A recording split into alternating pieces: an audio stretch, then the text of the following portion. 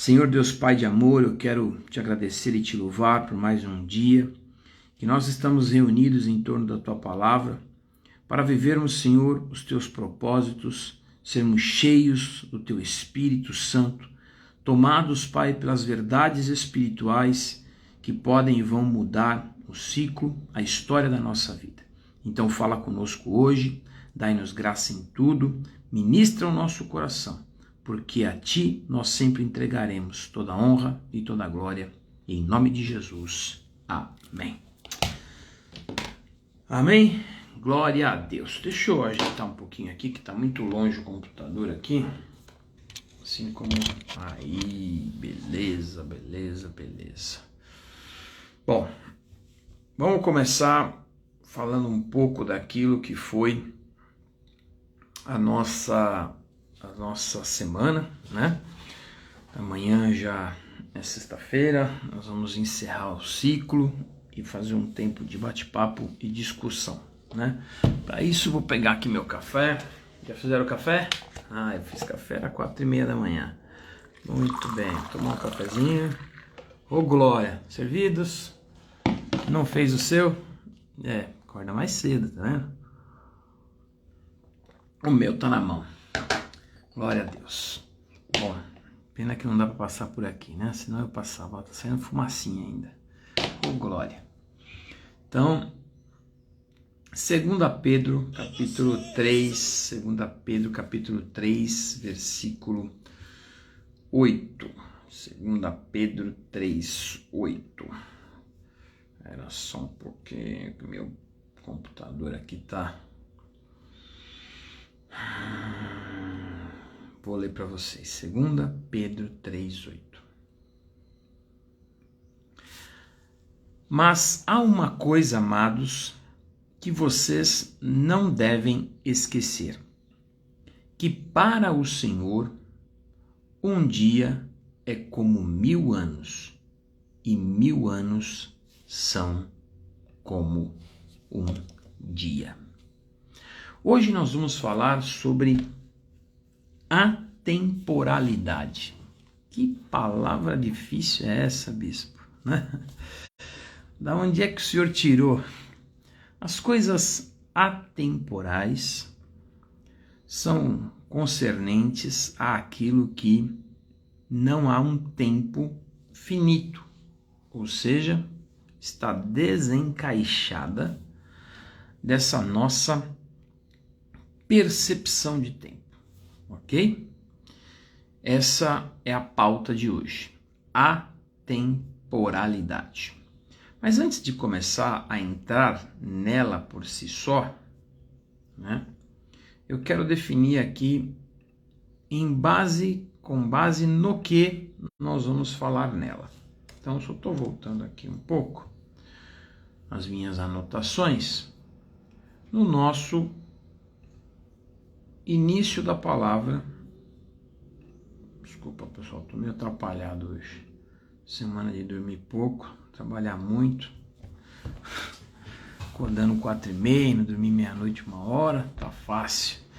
Então vamos lá. Mateus 6, lá no final da oração de Jesus, que esse Jesus nos ensinou, o Pai Nosso, que tem sido aqui o nosso norte durante toda a nossa semana, ele termina assim: e não nos deixes cair em tentação, mas livra-nos do mal, pois teu é o reino, o poder e a glória para sempre. Então Jesus dá aqui, no final dessa oração, a perspectiva de eternidade, da atemporalidade. Porque quem que pode dizer para sempre? Quem é que pode afirmar que algo irá durar para sempre, ou seja, eternamente, não tem fim, né? Todos nós, talvez usemos essa palavra constantemente, mas a questão é possível o homem determinar algo que é infinito? Claro que não, porque para nós tudo é finito. por mais que seja de longa duração, né? Por mais que seja algo que vá durar anos, décadas, né? Tudo é finito. E quando aquilo morre, como a gente definiu aqui na terça-feira no conceito de existência, morre aquilo que é esquecido, né? Morre quem é esquecido, o que ficou para trás. Isso é um pensamento filosófico, né? Do conceito de existência. Mas esse conceito de existência, ele existe para quem, né? Ou esse conceito de existir em determinado intervalo de tempo, ele existe para quem? Ele existe para nós, que temos essa percepção de tempo, não é? Então, quando a palavra fala há tempo para tudo debaixo dos céus, ou seja, debaixo dos céus há tempo, mas e nos céus? Vamos pegar o versículo correto aqui, né? Então, com os detalhes dele, esse eu não anotei, né? Há tempo para tudo debaixo do céu. Então vamos ler ele, né? Eclesiastes 3, de 1 a 8. Consegue anotar aí? Eclesiastes 3. Tudo tem seu tempo determinado, e há tempo para todo propósito debaixo do céu. Tempo de nascer, tempo de morrer, tempo de plantar. Do que Salomão está falando aqui? Da temporalidade, não da atemporalidade, da temporalidade, e ele define aonde ela habita, aonde ela exerce domínio, debaixo dos céus. Ele está falando então da nossa condição terrena e carnal. E Jesus coloca na sua oração em outra perspectiva. Ele ora dizendo seu reino para sempre. Porque o reino de Deus não está debaixo dos céus. O reino de Deus está acima dos céus. É óbvio que isso são figuras de linguagem, porque não é apenas uma questão geográfica, quem está embaixo, quem está em cima, mas é o posicionamento ou o ambiente da eternidade. Nós temos essa percepção porque para nós foi criada a condição do tempo, não é mesmo? Então, nós temos movimentos na Terra. Vamos voltar lá à escola, que são o quê? A rotação e a translação. Quem lembra da aula, né? Então, se você não lembra, é só olhar pela tua janela aí, né? O sol está nascendo, o dia está clareando e a gente vai seguindo. O que está acontecendo? O planeta está girando em seu próprio eixo e no eixo da galáxia na qual, no Sol, o sistema solar na qual nós estamos inseridos. Não vou dar aula aqui de física, nem tenho condições técnicas para isso. Mas o mínimo de conhecimento nos mostra que temos dia e noite, temos estações do ano. Estamos agora na primavera, a próxima estação é o verão. O que define isso? Nossa distância do Sol. O que faz a gente ter a percepção do dia 1, 2, 3, do mês 1, 2, 3, do ano XPTO, faz que as estações passaram como um todo, nós demos um giro completo em torno do Sol e demos um giro completo em torno de nós próprios. Então a gente define o tempo assim. Foi um dia, foi 2, foi 3. Não é? Essa percepção de tempo, ela depende até de como você vive. Então você vai pegar um beduíno, um cara que vive no deserto, tá? e você vai falar assim, vamos fazer a travessia aqui desse deserto. Olha, preciso que você me leve do outro lado do deserto.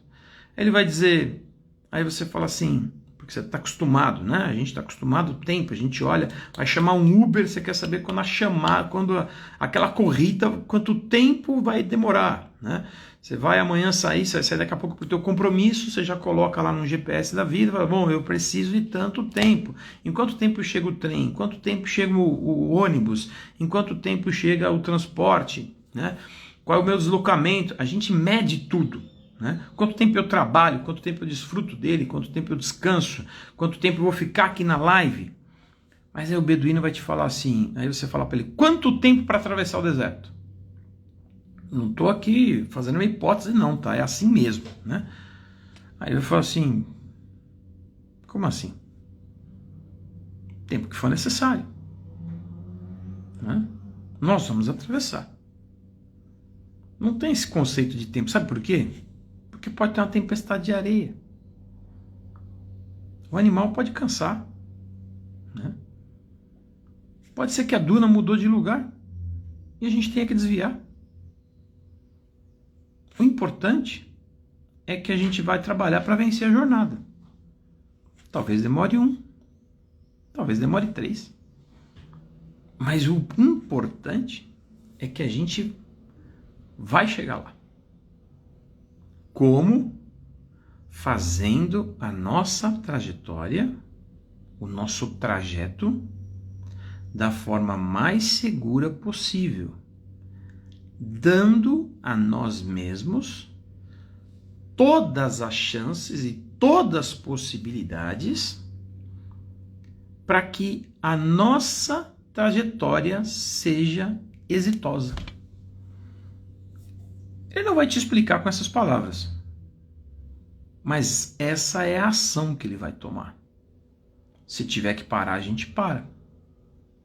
Se tiver que acampar, a gente acampa. Cobrir o rosto, cobrir o animal, se esconder. Se tiver que descansar, a gente descansa. E quando tiver que andar, a gente anda. Quando for importante, porque vem vindo uma tempestade atrás e se eu parar, ela me engole, a gente anda. Quando nós pensamos assim, nós definimos na nossa vida que não é uma questão de tempo, é uma questão de objetivo claro de onde eu quero chegar. Da maneira que eu quero atravessar a jornada para vencer o deserto. Hoje a gente teoriza e vai lá e fica discutindo porque o caminho do deserto, quando saíram do Egito, podia ter sido em muito menos tempo vencido. Talvez, com a tecnologia de hoje e tudo mais, em termos de aquilo que é a nossa percepção de atravessar aquele determinado espaço, ok? Porém, existia no deserto um propósito a ser cumprido. E quem tinha que chegar em Canaã chegou. Quem tinha que chegar lá? Os que acreditavam na promessa. Porque quem não acreditasse na promessa entraria em Canaã e seria consumido pela guerra, e só o seu medo desabilitaria muitos outros. Você já se preveniu de um mal que está vindo sem ter visto nada? Vou dar um exemplo. Você vê alguém agitado na tua frente, assim, gritando, você já, fica em alerta. Você nem sabe o que está acontecendo, você só está vendo outra pessoa com medo. Você nunca viu uma pegadinha assim? O cara tá na rua, e sai correndo. Você não viu nada e o nego sai correndo. Né? O que aconteceu? Ele só aderiu a uma ideia de risco. E ninguém gosta de correr riscos. Não é? Então, para que levar para Canaã? Para a guerra, o assustado que vai ter medo. Isso é tão sério que Deus dá uma instrução para Gideão, quando este tem que ir vencer os midianitas, lutar contra os midianitas. Quando Deus chama ele e fala, homem forte e valente, né? Eu sou contigo, livra Israel, vai que eu sou contigo. Você vai livrar Israel com essas tuas forças e tal. Ele, não sou eu, aquela coisa toda. E Deus continua, e ele vai levantar um exército, e chega em determinado momento, Deus fala assim para ele, tem muita gente. Vai lá e fala para eles, quem for fraco, medroso, que não quer entrar na batalha, covarde, volta para casa. Pode voltar para casa. Vamos falar aqui entre nós? Na boa. É difícil, né? Alguém fala assim, se você for covarde, vai para tua casa. Aí você, eu sou mesmo, tô indo embora, tchau. Né? A possibilidade da guerra e o risco era tão alto que a maioria voltou. A imensa, esmagadora maioria admitiu seu medo, sua covardia, a sua impotência diante daquela situação que era potencial de morte e simplesmente volta para casa. E assim segue até sobrarem 300 de uma multidão. Uma multidão. Por quê? Porque na verdade não interessa ter no ambiente da guerra quem tem essa perspectiva. E isso está muito ligado ao tempo. Por quê? Porque se for demorar muito, não estou afim. Mas se for rapidinho, opa, é comigo mesmo. Né? Se o ciclo é muito comprido, complicado. Vocês sabem, eu estou fazendo uma live. Uma live não, eu estou lendo a Bíblia 15 minutos por dia, publicando no meu YouTube. Né? Os primeiros capítulos, as primeiras leituras, têm 500 views. As últimas têm 50. E a gente só está no livro de Êxodo. Bispo, tem jeito de ler em 3 dias? Tem. Né? Com leitura dinâmica e dormindo em cima da Bíblia. 24 horas por dia. Né? Mas a gente é assim. Se tivesse esse método, ia ser o primeiro dia. Eu estou falando da desistência. Estou falando aqui de uma perspectiva diferente de você encarar a vida. Não é quantos anos vai levar. Quanto tempo vai demorar? Quantos dias eu preciso? Ou quantas horas é o que eu quero? É aonde eu vou chegar. Então lembra do beduíno, do cara que vive no deserto. E ele olha para o outro lado e ele fala para você, o que tiver que fazer, a gente vai fazer. Tem provisão? Tem uma moringa d'água aí? Tem alguma coisa para mastigar no caminho? Porque o deserto é longo. Né? Tá com a roupa correta, protege o nariz aí, né? Coloca aí a máscara, não para proteger de vírus, mas da areia, né? E vamos embora. Nós vamos fazer tudo o que for necessário para chegar lá do outro lado.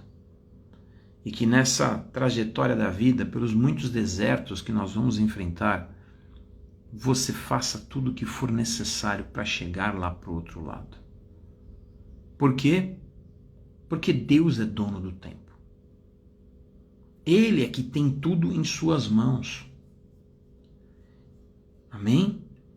E Ele pode dar a você conforme aquilo que é a tua necessidade em cada tempo, em cada momento da sua vida.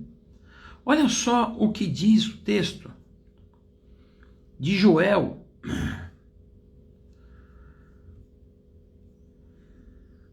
Capítulo 2, versículo 25. Anota aí. Alguém anota aqui para mim, né? Por favor, aqui no comentário. Joel 2, 25. Restituirei os anos que foram consumidos pelos gafanhotos. Joel 2, 25. Anota. O migrador, o devorador e o destruidor, o meu grande exército que eu enviei contra vocês. Restituirei os anos. Quem é que restitui anos? Quem pode restituir? Você consegue restituir um ano para mim? Consegue restituir um minuto para mim? Você consegue? Eu vou restituir para você esse minuto que passou. Eu vou restituir para você esse dia que não foi legal. O dia de ontem não foi bom, né? Eu vou te restituir. Vou voltar o relógio para você. Né? Vou te dar essa ajuda. Eu não vou ler aqui, senão a gente vai perder o tempo, mas você pode ler Isaías 38. Deus fala para o rei: eu vou voltar o relógio para trás. O relógio de Acás, que era um relógio de sol. Como?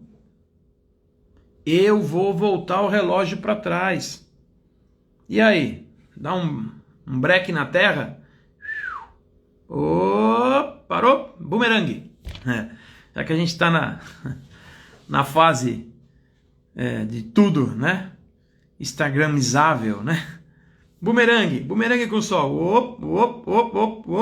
Vai. Você já pensou que é legal?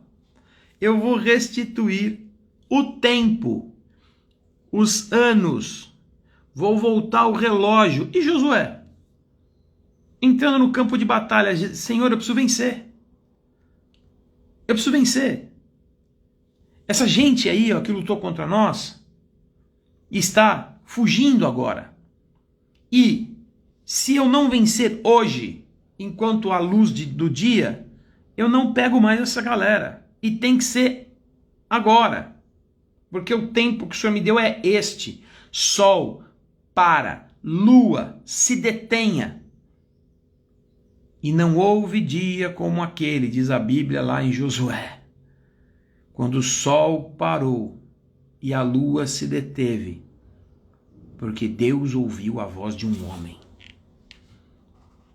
Porque ele resolveu ouvir a voz de um homem que teve ousadia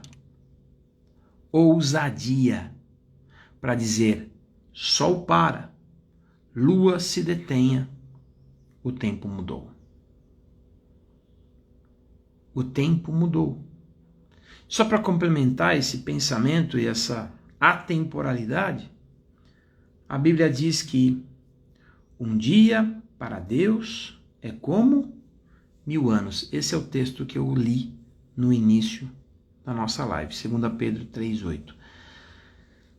Não se esqueça, vou cortar metade aqui, que para o Senhor um dia é como 1000 anos, e 1000 anos são como um dia. Bom, vou passar então para como a gente pode, nessa condição ou nesse pensamento de atemporalidade, ser supridos por Deus. Salmo 103, 13. Como um pai se compadece de seus filhos, assim o Senhor se compadece dos que o temem. Pois ele conhece nossa estrutura e sabe que somos pó. Quanto ao ser humano, os seus dias são como a relva, como a flor do campo, assim ele floresce. Mas soprando nela o vento, desaparece e não conhecerá, daí em diante, o seu lugar. Mas a misericórdia do Senhor, então peraí, o salmista está definindo aqui, ó, o homem é assim, ó, tá? O homem é assim, ele é como pó, ele vai florescer, ele vai desaparecer, ok? Seus dias são como a relva, elas surgem, vão embora. Mas as misericórdias do Senhor é de eternidade a eternidade. 2 intervalos de tempo aqui, não é? Eternidade a eternidade. Como a gente fala, dia a dia, ok? Os que o temem e a sua justiça sobre os filhos. Vamos ler de novo. Mas as misericórdias do Senhor é de eternidade a eternidade. Mas a misericórdia do Senhor é de eternidade a eternidade sobre os que o temem, e a sua justiça sobre os seus filhos, para com os que guardam a sua aliança, para os que se lembram dos seus preceitos e os cumprem. Nos céus, o Senhor estabeleceu o seu trono e o seu reino domina sobre tudo. Opa! Aonde está estabelecido o trono do homem? No ambiente do tempo. Tudo é finito. Um mandato é o finito, porque trono significa domínio, governo, ok? Então o cara vai ser eleito. Estamos aí na fase de eleição do nosso país esse mês, no dia 30, nós vamos decidir quem senta no trono do Brasil nos próximos 4 anos. 4 anos, acabou. Daqui 3 começa tudo de novo, a gente vai começar toda a guerra de novo de eleição, porque é finito, debaixo do sol, debaixo do céu. Então tem tempo, é finito. Na época da monarquia eles assumiam o reino, mas é finito, tá aí, ó, a gente acabou de viver, né? A transição da rainha Elizabeth foi talvez um dos reinados mais longevos da história humana, né? Se não o mais, né? Mulher que passou pelas guerras, ela esteve presente desde a Primeira Guerra, ela já estava lá lutando na guerra. Esse ano faleceu o seu filho, com 70 e poucos anos de idade, 73, se eu não me engano, está assumindo o trono, né? Por mais que tenha sido longevo, acabou. Tem um tempo. Mas aonde está estabelecido o trono de Deus? Nos céus, o Senhor estabeleceu o seu trono e o seu reino domina sobre tudo. O Rei dos Reis e o Senhor dos Senhores não tem seu trono no tempo. Tem seu trono no céu. E no céu um dia é como 1000 anos. E 1000 anos é como um dia. O sol não nasce e se põe, porque ele é a luz. O sol, a estrela da manhã. Não há trevas, porque o sol não se põe. E aí Jesus fala assim: façamos a obra enquanto é dia, porque a noite vem quando ninguém pode trabalhar, porque ele estava na terra, e na terra tem noite e tem dia. Mas o mesmo que diz a noite vem e ninguém pode trabalhar, diz assim: meu Pai trabalha até agora. E eu também. E eu também. O mesmo. Então, nós precisamos pensar no seguinte: não importa quanto tempo vai levar, importa onde eu quero e eu vou chegar. E assim eu posso mudar radicalmente a minha perspectiva de trabalho. Porque o Deus que nós servimos é Senhor do tempo. E Ele pode fazer com que hoje o trabalho que você demoraria 1 mês para fazer aconteça. O dinheiro que você demoraria 1 ano para ganhar caia na tua conta. A enfermidade que levaria um ciclo de tratamento, sei lá, de meses, aconteça um milagre. Ele é o Senhor do tempo. Para nós existe um tempo de maturação, mas para Deus não existe. Ele está no ontem, no hoje e no amanhã. Ele é o mesmo ontem, hoje e sempre. E assim eu preciso pensar em 3 bases para esse comportamento de vida. Primeiro, livre-se das prisões do seu passado. Escreve aqui para mim alguém, por favor. Número 1, livre-se das prisões do passado. Porque ele já não existe mais, o passado não existe. Ele é apenas uma memória. Ok? Registros de um intervalo já vivido. E precisa ficar exatamente Aonde? Onde ele existiu, lá atrás. Por isso Paulo fala assim, ó, vou deixando as coisas que para trás ficam e prossigo para o alvo, para o prêmio da soberana vocação. Ele está dizendo o seguinte, olha, eu vou deixar lá atrás o que lá existiu, porque o único lugar que isso aqui existiu foi lá atrás, no passado. Doeu, eu sei. Foi bom, poxa, que legal, né? Foi desgastante, beleza, né? Está no passado, eu não mudo. Nada que aconteceu há 1 segundo atrás. Eu só tenho a condição de mudar o que pode acontecer agora, nesse instante. 2, que já são 6h20, né? Já que eu não posso mexer com o passado, e eu preciso aprender a deixar ele para trás, veja só, não estou falando só de coisas ruins, não, coisas boas também. Porque existem pessoas que transformam coisas boas do seu passado em coisas ruins do presente. Sabe como? É simples. Achando que nada melhor pode acontecer hoje ou amanhã. Ai, quando eu trabalhava naquela empresa. Ai, bispo, lembra quando a igreja começou? Ai, porque naquele tempo. Ai, porque aquela música.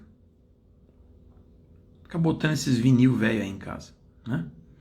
Ai, porque aquele cantor. Olha, eu adoro a minha história. Eu adoro a história das pessoas que tiveram um grande encontro com Cristo. Eu adoro ouvir testemunhos. Falando de adoro assim, né? Eu sou muito ligado à história. Eu conto as minhas histórias. Quem me conhece no dia a dia, na minha vida pessoal, quem frequenta o culto que eu prego sabe. Eu sou uma pessoa de memória longa, de longa duração. Eu lembro facilmente de coisas muito fortes da minha infância, né?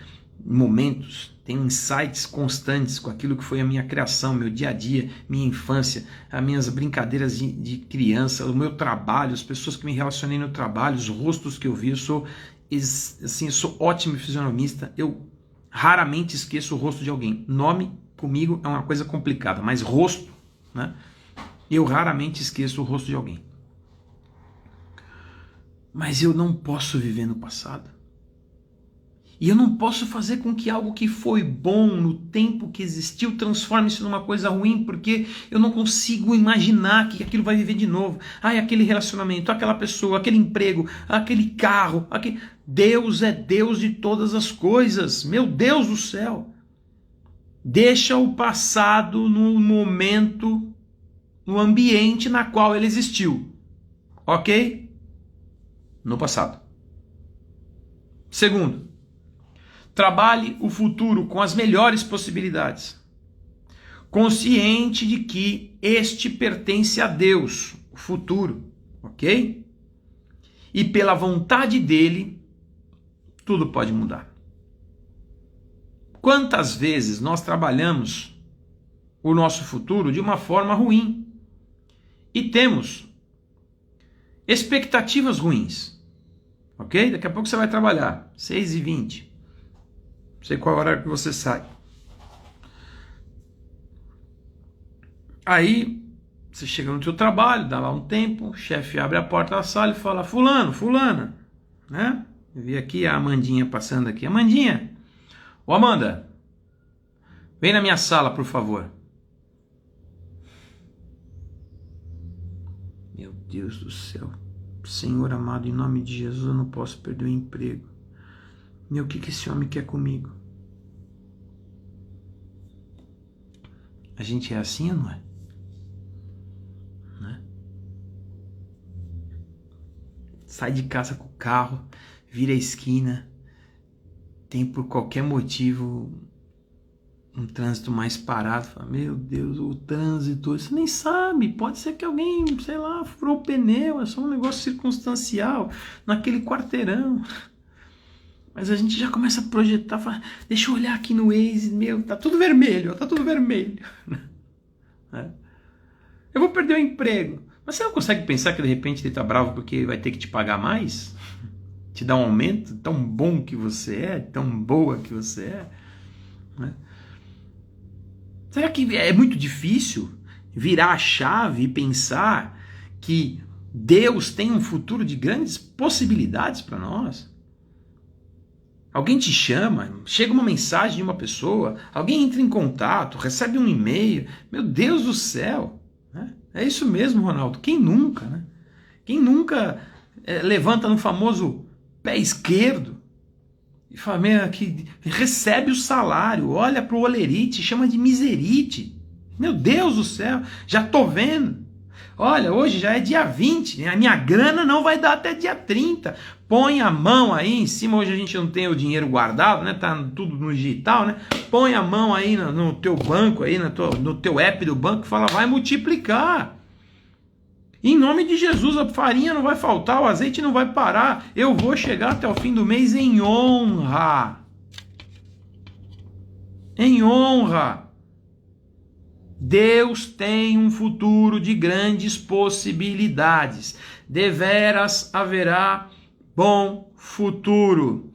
Santificai-vos, porque amanhã Deus fará maravilhas em vosso meio.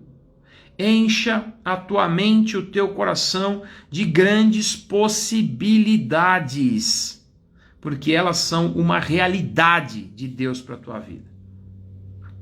Porque aí chega alguém e fala assim, não, porque eu não sou pessimista, né?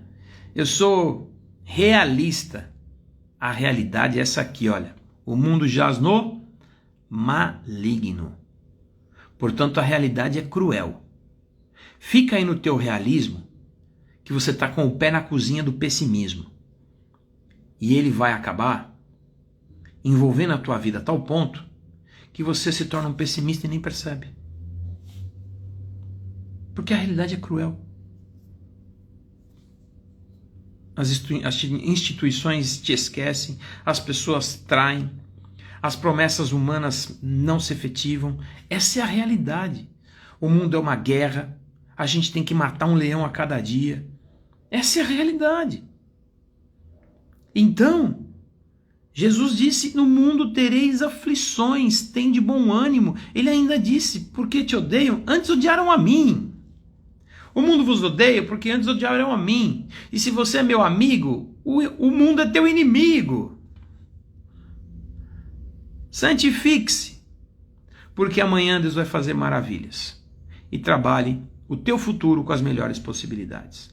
E por fim, terceiro e último, que está acabando o nosso tempo, desfrute intensamente do hoje e viva-o com toda a sua força, trabalhando para ele ser o Kairos de Deus. Sabe o que é o Kairos? É o tempo certo, o momento propício, né?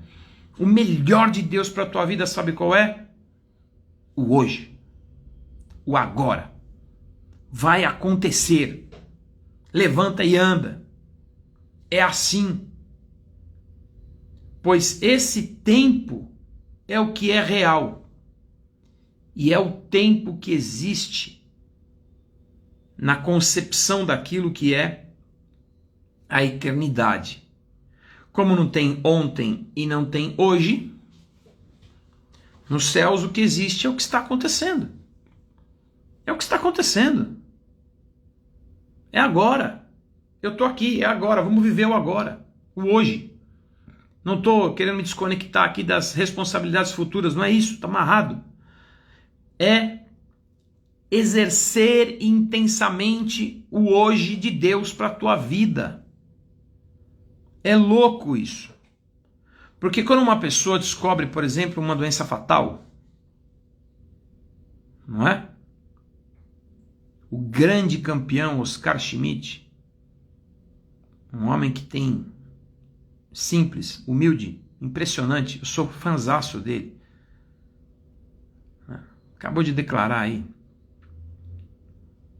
que ele não vai mais fazer tratamento. Ele não tem medo da morte. Ele só quer viver hoje, né?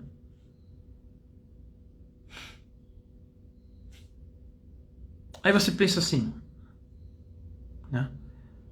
Poxa, meu Deus, como é que pode? Que loucura. Você sabia que Einstein, um pouco antes de morrer, sugeriram para ele fazer um tratamento, né, uma cirurgia? Ele falou, não vou fazer. Não vou. Eu já vivi o que eu tinha que viver. Eu já fiz o que eu tinha que fazer. Mas o cara, um dos caras mais inteligentes do mundo, se negando a se tratar, né? Se negando a se submeter a uma cirurgia. Tudo bem que a gente está falando de uma época que a tecnologia, né, não era nem de perto o que é hoje. Meu Deus do céu, sabe por quê? Porque assim, ó, eu não vou perder tempo. Eu quero estar com meus familiares. Você conhece a história de alguém assim?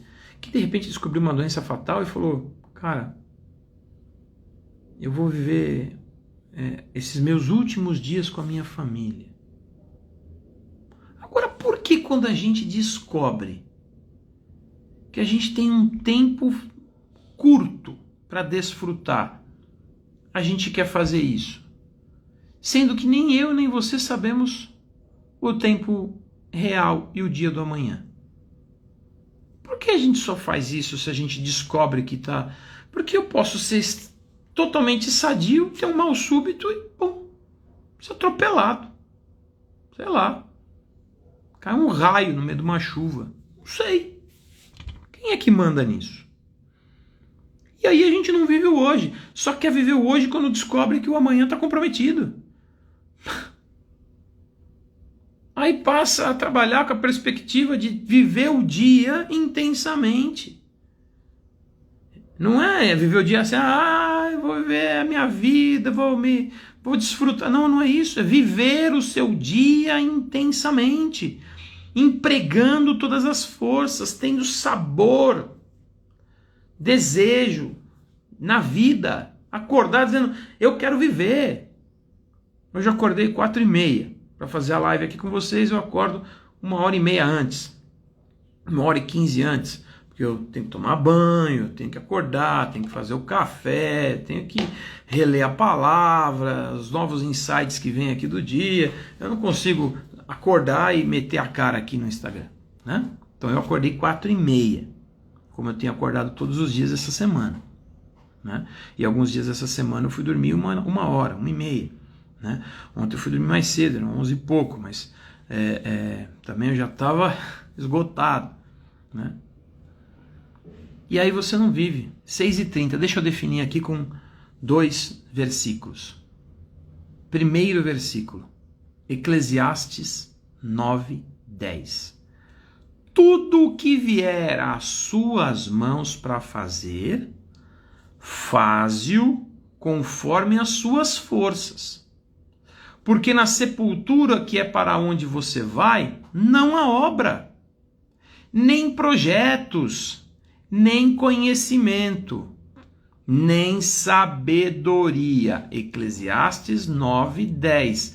Tudo que vier para fazer, faze-o com todas suas forças, emprega força, põe ânimo, põe energia na coisa, faz com força, meu filho, faz com força, minha filha. Não deixe, em nome de Jesus, a apatia, que é cada vez mais comum, tomar conta do seu ambiente.